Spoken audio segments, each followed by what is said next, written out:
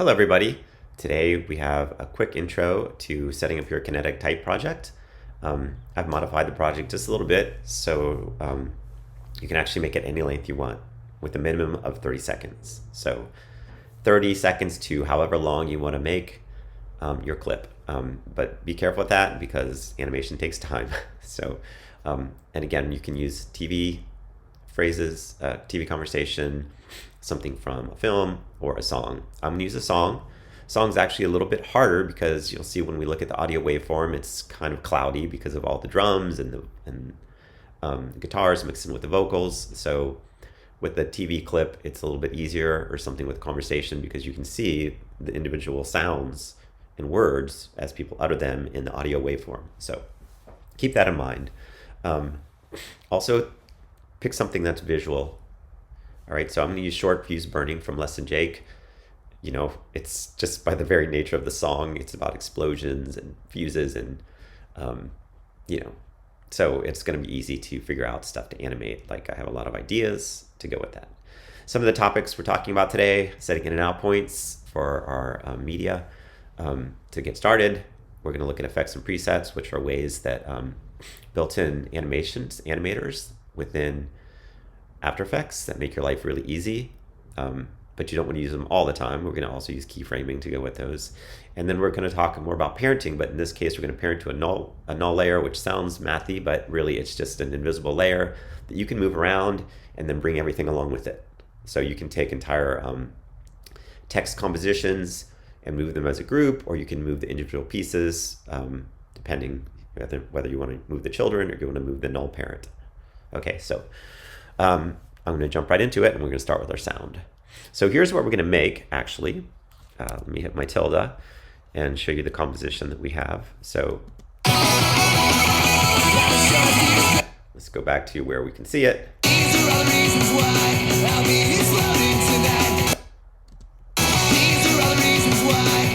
This is a fast song. It goes by really quick.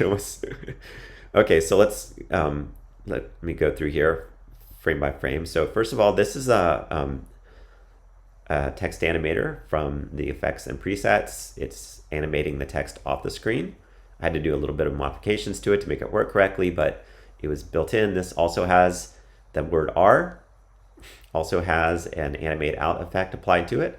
The word all I misspelled purposely incorrectly. I even had to use an I instead of an L because the font I'm using, which is called Base, is all uppercase. You know, I wanted this because it looks destructive and, you know, there's burning happening, so it looks burnt. It fits that concept really, really well. But what then happens is he's talking about all the reasons, so it's like he's counting, because then it's like 1, 2, 3, 4, and then 5 is the reasons. Get it? Ha ha. And then here's where the parenting to a null comes in.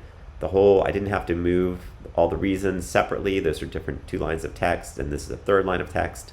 They're all parented to a null, so all I had to do was move the null layer up, the parent null layer, and then everything came with it. I will obviously do that today. So first things first. Okay, the first thing we should start with is our song. We're gonna make a new composition here in a minute, but the first thing I'm gonna do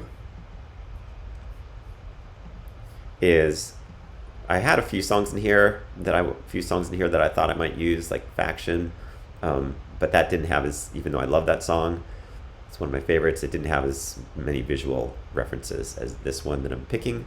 So I'm gonna double click on it and open up here as footage. And you can see when I hit my space bar and I start to play it, it starts right here instead of at the very beginning. Here's the beginning. That goes on for a good 18 seconds. I'm looking at my time code indicator down here. So that's a lot of time that I wouldn't have any text. So I'm going to start it right around here.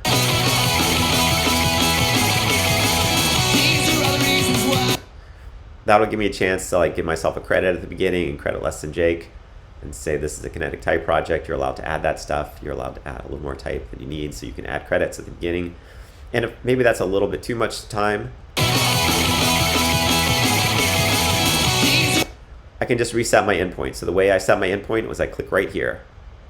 And then the way you set your out point is you click on this guy. So you can see this green bar. That's the time of my project, and there's a little triangle here, that's delta. It means your duration. So right now it's 55 seconds, 19 frames.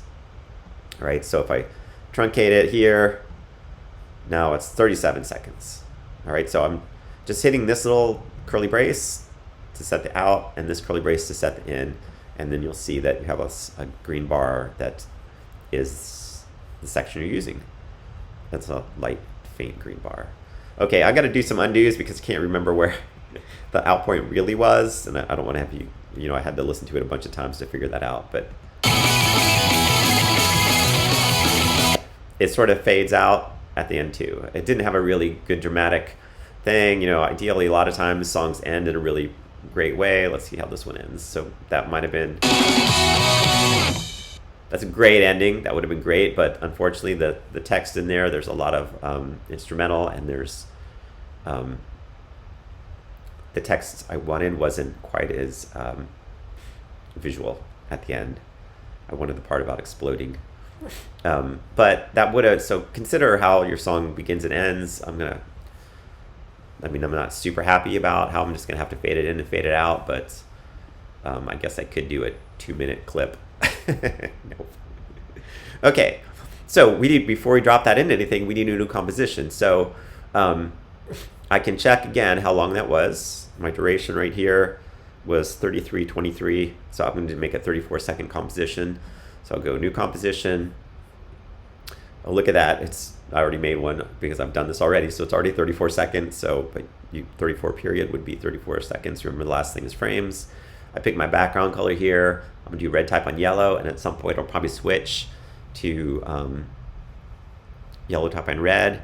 I'm going to use a bunch of individual compositions and then put them all together in a final composition, just FYI. So I'm not going to have everything on one single timeline as we go. I'm going to start with one giant timeline, but I'm going to show you how we can cut that down to just the work area later on and make it a little bit easier. Okay, and I'll call this demo. And most importantly, it's in a required size, which is 1920 by 1080. That's a requirement. You know, any client would give you a size and a duration.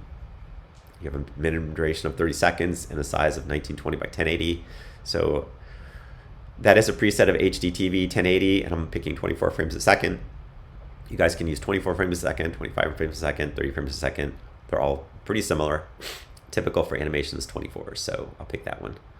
And then we'll say, okay, there's our composition. Let's drag in our song to begin. Right down here.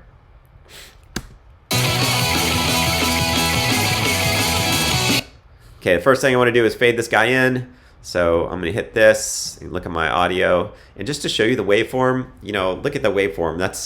It looks so similar all the way through because, again, this is a song. If this was something from a television show or a film where there was a conversation, you'd see individual little mountains for each word, which makes life a little bit easier with kinetic typography. Because you have a strong visual to use as a guide. So we're going to have to be using a lot of, I'm going to put a bunch of guides in here to help us figure out the timing of the words. Okay, so that's where my song starts. I'm going to go ahead and put a audio keyframe in and then back time a little bit to the beginning and then just fade this guy out like so. All right. And then let's see how it goes. That's probably too much. I can probably make that a little bit slower. So I'm going to jump back to my beginning one and maybe not make it quite so much. There we go. Like that. Okay, we're going to go with that. If, I tweak it some more if I was working on my own. Okay, I'm going to tweak it a little bit more. I'm going to pull it up just a hair. Okay.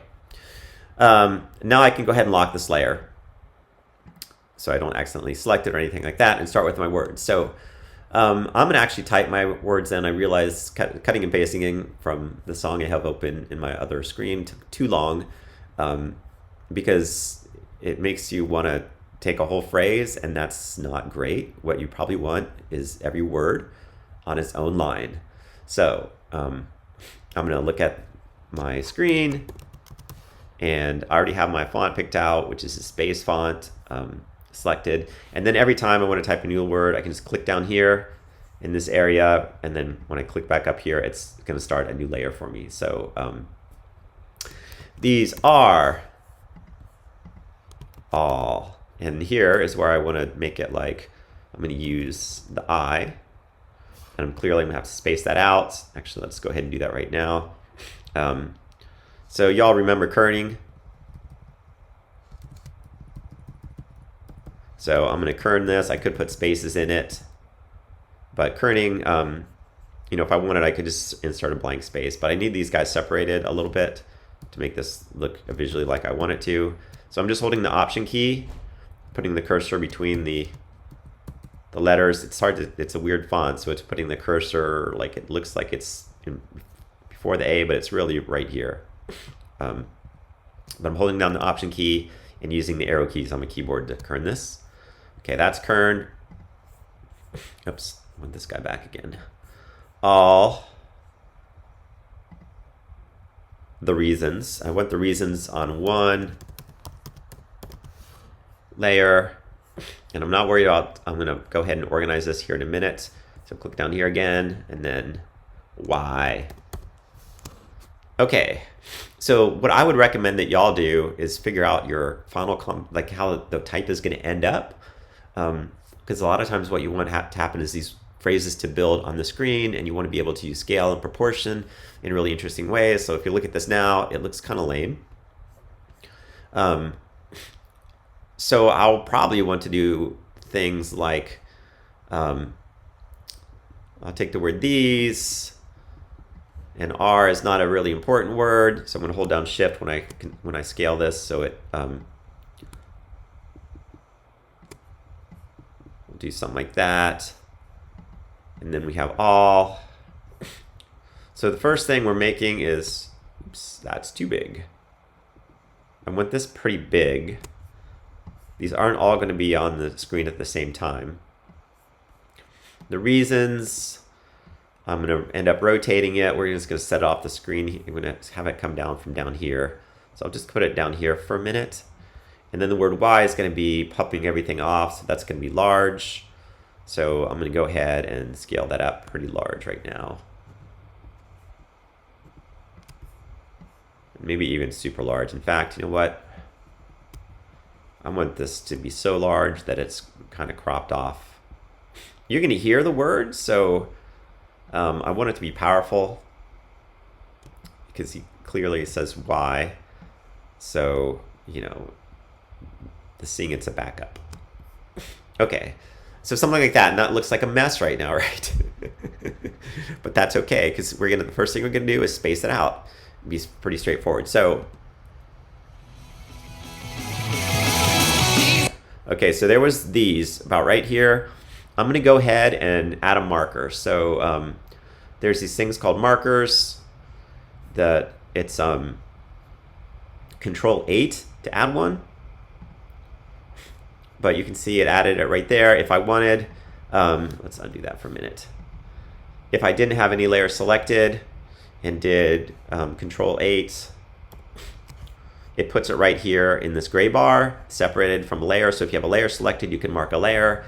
I just want to mark generally this gray area up here to where this starts. And then that's where it ends. So I'm going to do Control 8 again. And again, that was under layer, marker, add marker. So if you have a song, this is how you want to do it. If you have something from a television or movie, then just keep this open so that you can see your audio waveforms. It'll be really easy. I do not have that luxury here, so I have to add markers, which is good because markers are an important thing to note. They are important to see. And then what I'm going to do, I'm going to take my workspace, which is this area here. So you have this gray bar at the top, the thin one to zoom in, and then you have this thing called a workspace. And the workspace lets you decide what area you're going to work in. So in this case, now if I play it,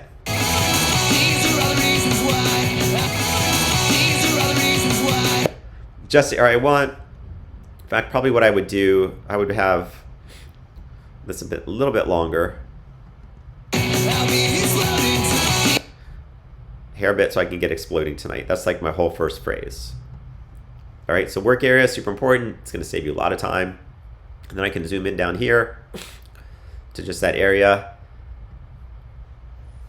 it'll be super handy. Okay, and then this guy is what lets you move around in there. All right, now I just got to start spacing my type out. This is really easy. So these is where this thing first starts. So I can click on these, and then remember, this is where the knowing your option bracket thing is super handy. So if you option, do a left hard bracket, it sets the end. So we're gonna just have to set the ends. R is about right here. I can tweak these as much as I want really easily once I get them. There's the reasons. I guess all was in there somewhere. I'm just gonna go ahead and put all, and then the reasons at the same spot, and we'll separate them a little bit. So option, hard bracket. And then of course you can scrub through and watch what's happening. And then Y, let's make sure we have Y at the right spot. Y is about right here. So I'm gonna click on the letter there, option, hard bracket. And then we're set.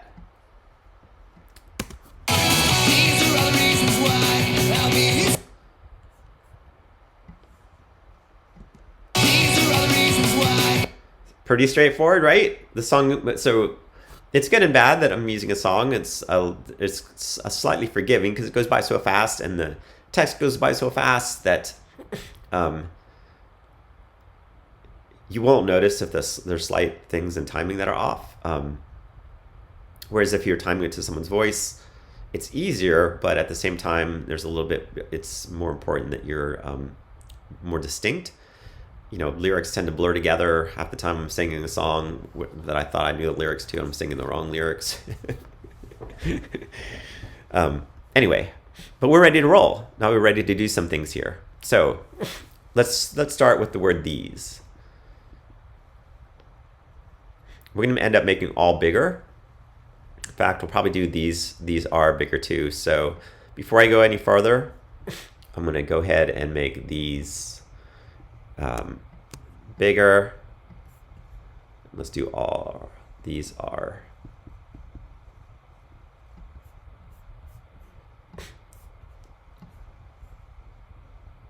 I want R to keep small because it's not an important word. So I want some cool variation here. Like that. And here is, if you know you're going to rotate the type or do anything like that, this is the point where you want to go ahead and set your anchor point. So I'm not going to rotate this or anything, but if you were set at the beginning, remember there's an anchor point tool. So I could take R and I could put it right here in the center. Sometimes it's also helpful for the effects and presets because this is where everything's going to happen from. So just FYI, now's the time to do that. Okay, and then the word all, we're going to move down a little bit. My selection tool again, be right there. Also a little bit bigger. Hold down Shift, Jeff. Okay, there we go. All right, we're also going to turn on, I'm going to hide this parenting thing for a minute. I'm going to end up turning on all, I'm going to basically, for all my layers, I'm going to put the blur on them so they look like they're moving. We haven't added any motion yet, but as soon as we do, you'll see that happen. So let's do the word these. Let's use one of our, they're called effects and presets. So this is important to note. It's called effects and presets. It's not this. It's not effects. Those are like filters. We've used those in class before, and I showed you how you can keyframe those. So those are effects we can add, and you'll use those for this project, I hope. But there's also a window called effects and presets. They should have titled it something different, but it is in here. Effects and presets right there. Okay. So you see this window pop open over here. I will probably, let's go ahead. No, let's not yank that out. Let's keep it here. I'm just going to make it bigger. I'm going to hide this guy for a minute.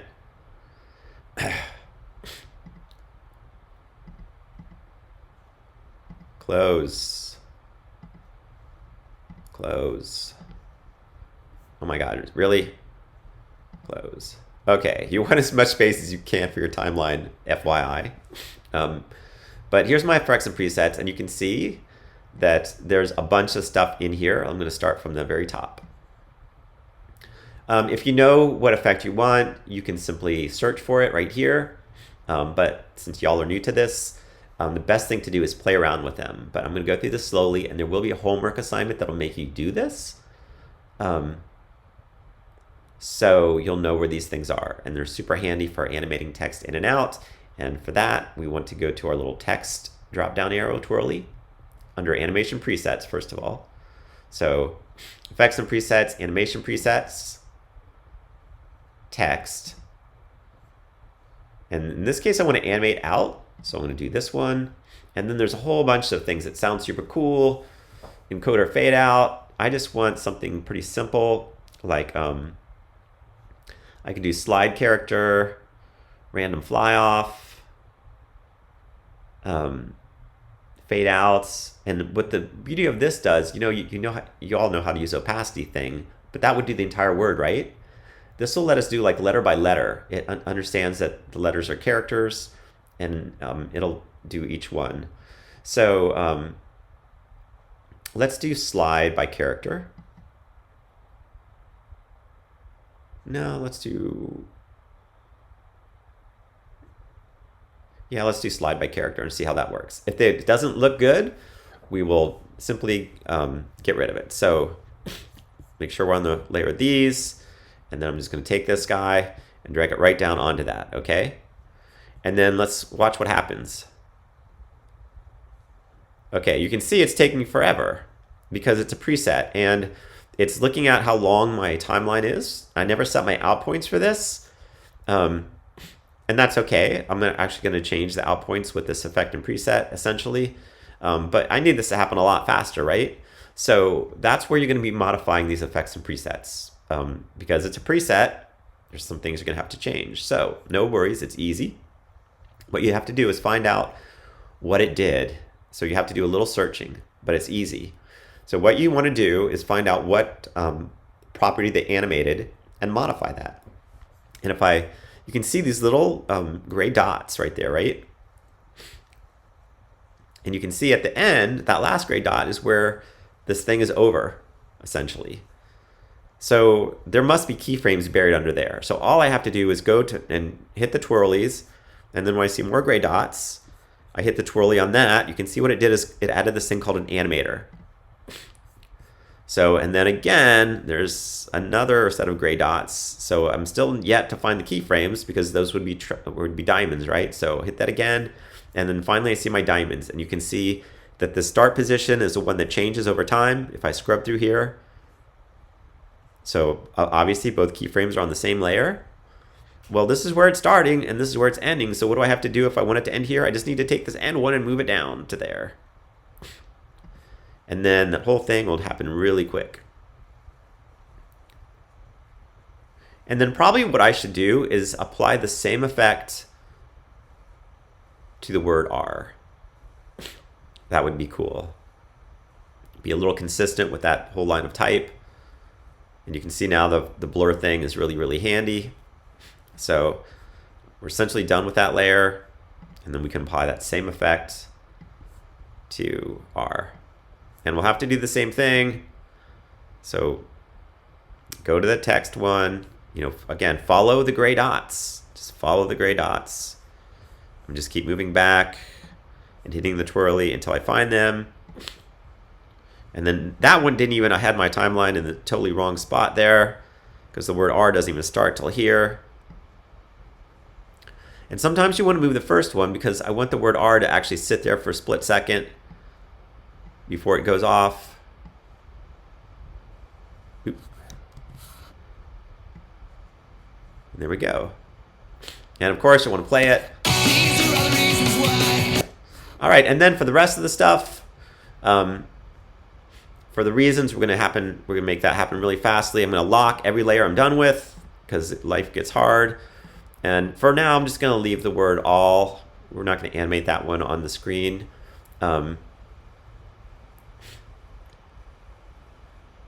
It's just going to pop up like that for now.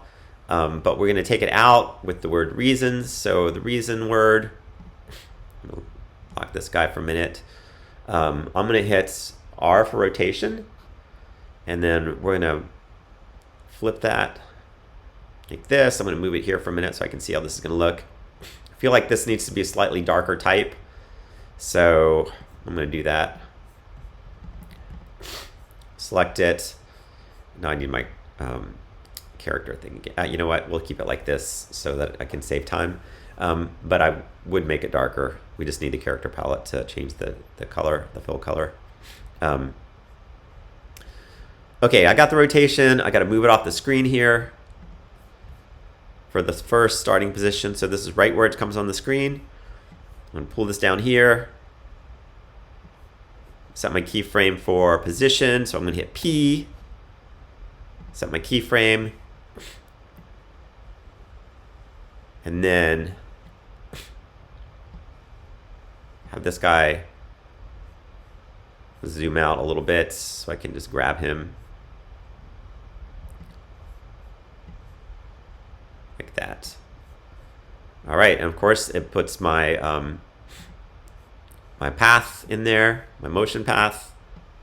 We can watch it. The reasons why. Okay, now here's where the cool stuff happens. Okay, I want Y to come in there from the bottom and push up all the reasons. All right, so we're gonna have to do a little bit of modification of the word Y. Let's make sure the timing's good. Looks like that could start a little bit earlier. In fact, it's gonna be off the screen to begin with, so I'm gonna push it back even further. All right, so the word Y, let's again lock this. We have the reason why. And the reason why, again, I'm going to put off the screen, and sometimes it's easier for me to move things off the screen just by using these numbers here. So X and Y, we need to do a Y change. So we're going to go way down here. Okay. It is now off the screen. And then what we want to happen is we want the word Y to come up and push off all the reasons, and that's 2 lines of type. Now, I could parent those to the word Y, and then as I move the Y up, all the reasons would go with it. But I want to show you another strategy too, because it sometimes makes things a little easier once you're familiar with how this works, and that is the parenting to a null. So keep in mind I'm dealing with 3 lines of type. Sometimes you'll have like entire compositions based on you know, maybe 6 or 7 layers that you want to move together. Parenting to a null is a super effective strategy to do this. So how do you do that? Well, it's pretty straightforward. You need a null layer. So under layer, you can go to new, and you go to null. And all it did is added this little box here. It's invisible. It's highlighted right now. I mean, it's selected because you know, I just added it. But if I click away from it, it will not be added. If I click back onto it, then you can see the bounding box again, but it's invisible. And I could give it a name that makes more sense. It's called null 2 because I used a null in the previous, when I did the composition to begin with. So if I want, I can rename it and call this all the reasons why null, or whatever. I'm going to call it the Y null, because it's basically the word Y is kind of almost the parent. Okay, so how does this work?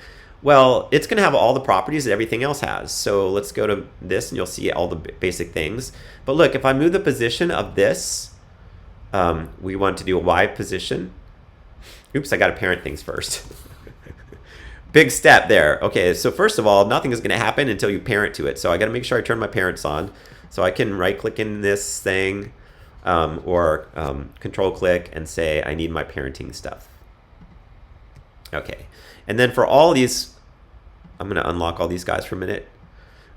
Usually what I do just by the beginning is I just shift click all these things and I parent them all to the null. So I call that Y null, so I'm parenting them all to Y null. Even though we're not using some of the other layers, it's not going to hurt. They're already going to be off the screen. It's not a big deal. Okay, so I parented them all to this Y. So now I'm going to lock them all again. I'm not going to lock Y because we might need to do some things to it. But if I take the word Y and I hit P for position and I move that up, you can see that the word that they all move up and the word Y is coming up there too, because they're all parented to it. So it's moving off the screen. Let's do this so you can see a little bit better.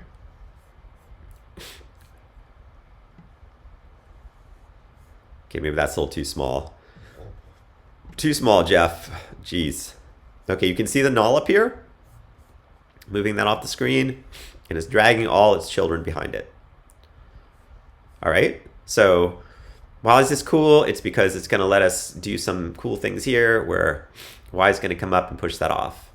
So I have to set keyframes though, right? So I'm going to make sure everything's set back to normal here.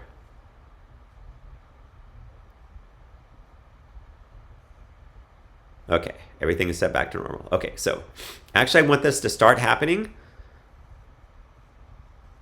The word Y appears right here. Actually, a little bit before the word Y appears, I'm going to have my position start to change. Actually, you know what? We're going to move the word Y just a hair down. All right, so you know, we can tweak the timing later, but essentially I want to set a keyframe here. And then I want to come down here a little bit. And then I'm going to zoom in as well so you guys can see a little bit better. I'll set another, I've already set one position keyframe, so remember now that I've moved the playhead indicator, the timeline playhead indicator, I can just go ahead and change this value. And it will go ahead and add, and I want this word Y to end up right here on the baseline, just like that. So we can see what happens. That's a lot of stuff happening really quickly. All the reasons. I'm gonna have to change my timing a little bit because I want to be able to actually see my the reasons, but that's not difficult. I can just move these two keyframes if I want this to happen a little bit later. Like I probably should play it with the sound.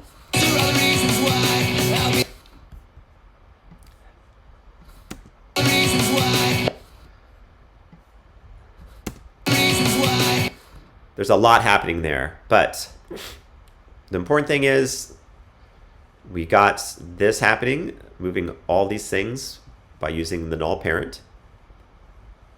And just to remind you guys to add that, all we did is go to layer, new, null object. All right, and of course, if things go haywire, you can always not parent them to it, or back up a little bit. But trust me, they're super handy to use when you have a lot of type on the screen. And there is another tutorial that I have under Monday's assignment to work with that as well.